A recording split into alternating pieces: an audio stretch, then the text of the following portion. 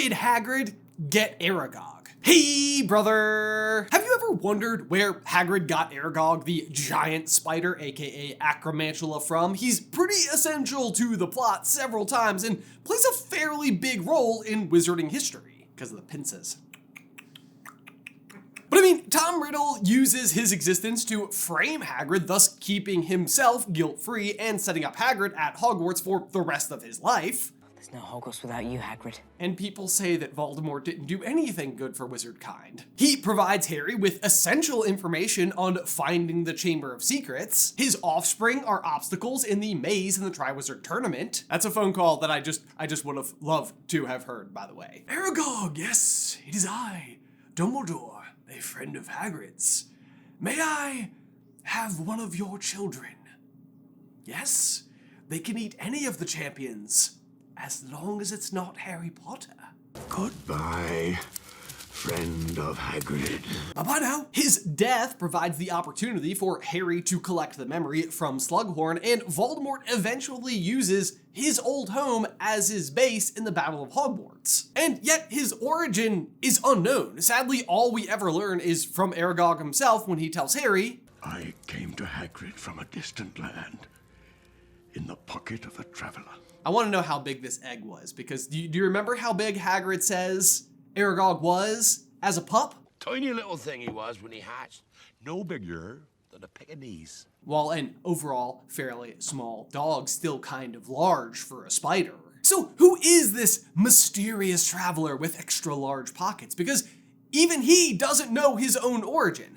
Tragic! Or maybe it would be if he wasn't a giant murderous spider, but you know what I mean. But don't you guys worry, because we think we have solved the mystery of Aragog's origin and who the traveler was. Leave your guesses in the comments before we dive on in down below.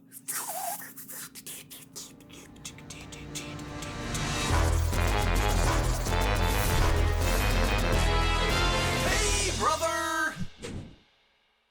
Okay, so I think there are actually two pretty likely candidates for who the traveler was that gave Hagrid Aragog. Let's start with the one I bet you are all commenting with first. Newton Artemis Fido Scamander. Absolutely not. And let's face it, Newt is a great candidate. The man has huge pockets. I'm just picturing Newt wearing like Jinko jeans, you know, just like keep all sorts of goodies in there. No, but for real, Newt and Hagrid are the two big beast guys Dumbledore knows and trusts above all else. Do you know why I admire you, Newt? I would trust Hagrid with my life. Plus, the timing seems right for them to have crossed paths. The chamber was opened for the first time in 1942, resulting in the death of Myrtle and the expulsion of Hagrid after Tom Riddle framed him. And we know that Dumbledore went on to hire Hagrid because he thought that he was innocent. I bet Dumbledore saw right through you.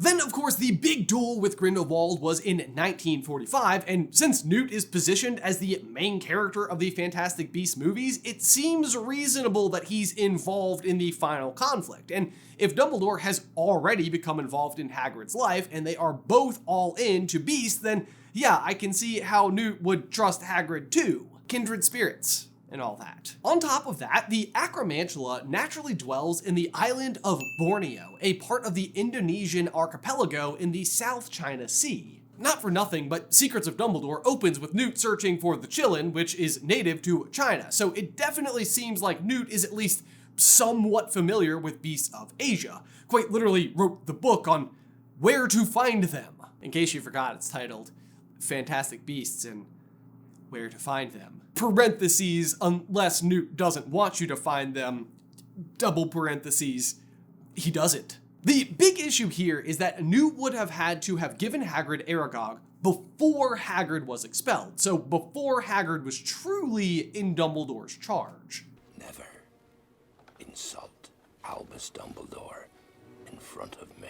But you could also argue that on some return trip to the school, Newt saw a bit of himself in Hagrid, and it's Newt's initial trust in Hagrid that leads Dumbledore to trust Hagrid himself. That's of course all hearsay, but a theory I could easily buy into, except while Newt makes a very compelling argument, there is another candidate who fits the bill as well.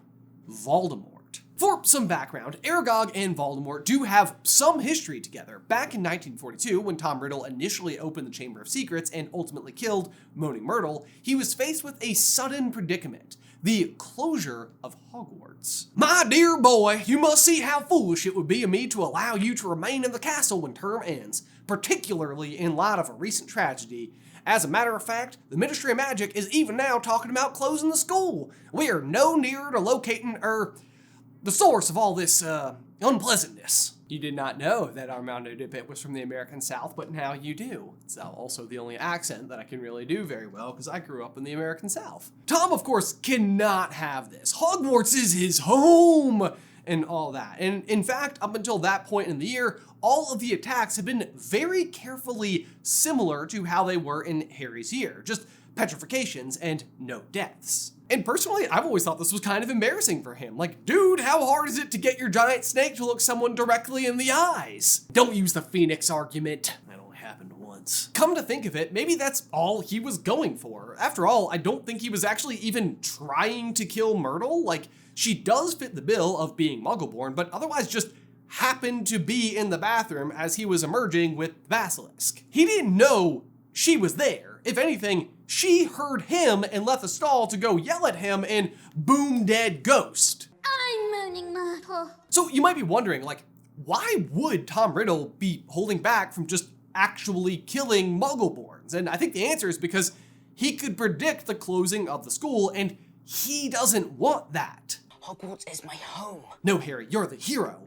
Tom Riddle just also feels exactly the same way and kind of looks like you, and a piece of him lives inside of you, not to be confused. It almost reminds me of when he's tormenting the other students at the orphanage. There is clear evidence that something is going on, but he always manages to just fly under the radar just enough as to not be fully noticed or else investigated. Till Dumbledore shows up and lights his wardrobe on fire and he's like, "Fine, I'll give the yo-yo back." Jeez.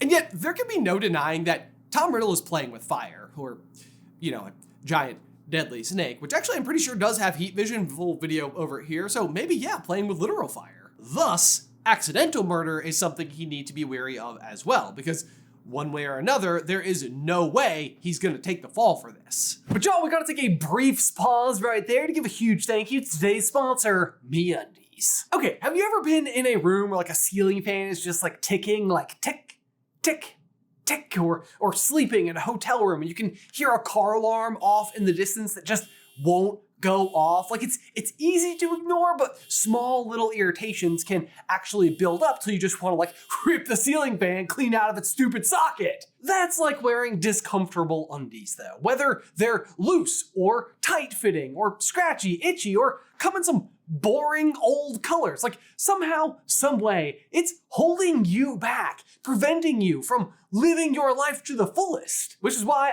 I like MeUndies so much. It's like wearing a cloud if a cloud wasn't made of lots of moisture. Plus, they come in a huge variety of sizes, and thanks to their micromodal fabric, beyond comfy. So comfy, in fact, that at times you might even forget that you're wearing them, which is why I've come up with my own personal fan theory that the real reason they put such fun designs on them is so that you don't forget they're down there. Clever, right? Y'all, good things come in big packages at MeUndies. Get 20% off your first order plus free shipping on orders of $75 or more at MeUndies.com/super. Enter promo code SUPER. That's MeUndies.com/super. Code SUPER for 20% off. MeUndies. Comfort from the outside in, and link in the description down below.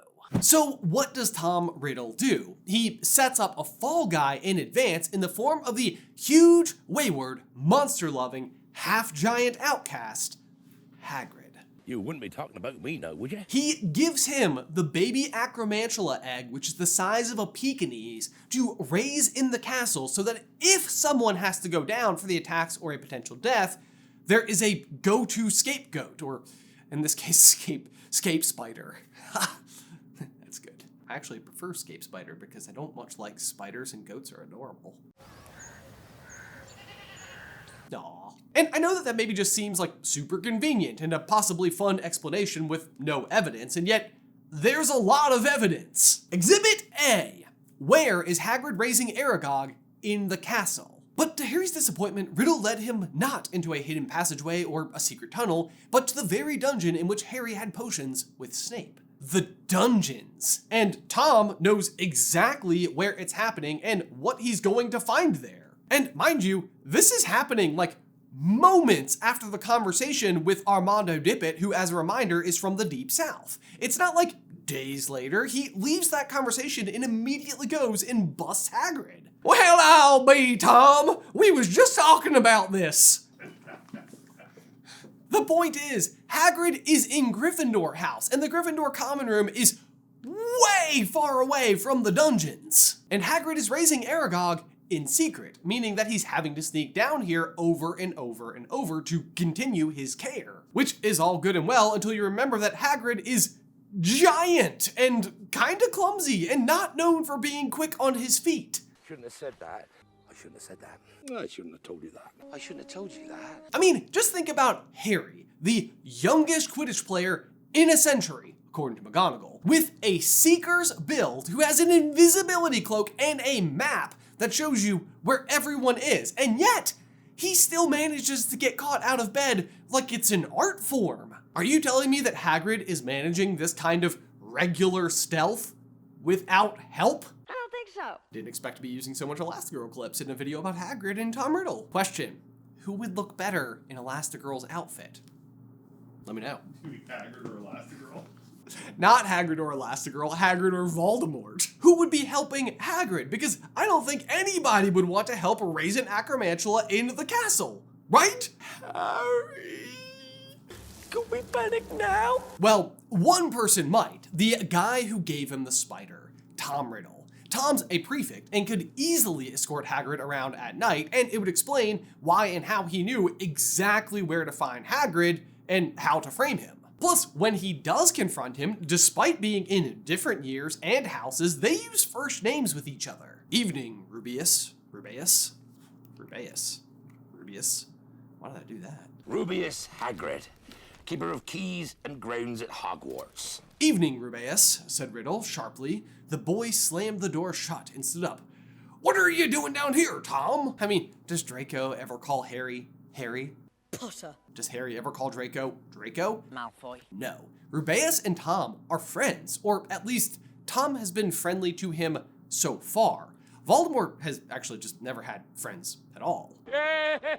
But there's more, because this isn't the only time a situation exactly like this plays out, is it? In Harry's first year, Hagrid also accepts a dangerous beast from the pocket of a traveler, Norbert, the Norwegian Ridgeback. Quirrell can't get past Fluffy, but Voldemort knows exactly what to do. Give Hagrid a dangerous beast and let him take the fall. It's all my ruddy fault, he sobbed, his face in his hands. I told the evil git how to get past Fluffy. I told him it was the only thing he didn't know, and I told him you could have died, all for a dragon egg. I'll never drink again. I shall be chucked out and made to live as a muggle. It's the exact same trick, and he knows it will work because he did it before. In fact, framing people for his most lucrative crimes, specifically those that have to do with Horcruxes, is also part of Voldemort's pattern, his MO. When he kills his father and grandparents in Little Hangleton, he alters his Uncle Morphin's memory, steals the ring, and frames him for their murder. When Voldemort steals the cup and locket from Hepzibah Smith, he poisons her drink, alters Hoki's memory, and frames her for her murder. And notice the pattern in who he selects to frame. His Uncle Morphin already has a criminal record and is a known Muggle hater. Hoki is a house elf, a breed of creatures wizards innately look down on. And Hagrid is a half-giant, a truth that when finally revealed by Rita Skeeter is met with waves of humiliation, shame, and disapproval. Even Ron, who knows that Hagrid is nothing but warm and kind-hearted, is like, oh crap. There's nothing wrong with Hagrid, said Harry. I know there isn't, but blimey, no wonder he keeps it quiet, Ron said, shaking his head. But Harry, they're just vicious giants. Of course, no one knew about Hagrid when he was in school, but his size was unusual and would have made him an outcast regardless. If people didn't know, they were at least suspicious. But I suppose we should address one other issue with this theory, which I'm sure you are already asking or yelling at the screen. Where would Voldemort have gotten an Acromantula? Totally fair question, as Borneo is not precisely in the greater London or European area, but I do have a possible explanation. Stick with me. When Voldemort returns to power in Goblet of Fire, Dumbledore has two huge steps that he asks Fudge to take to start counteracting Voldemort's rise. One is to send envoys to the Giants, but his first and most urgent request is to remove Azkaban from the care of the Dementors. The first and most essential step is to remove Azkaban from the control of the Dementors. They will not remain loyal to you, Fudge. Voldemort can offer them much more scope for their powers and their pleasures than you can. With the Dementors behind him, and his old supporters returned to him, you will be hard-pressed to stop him regaining the sort of power he had 13 years ago.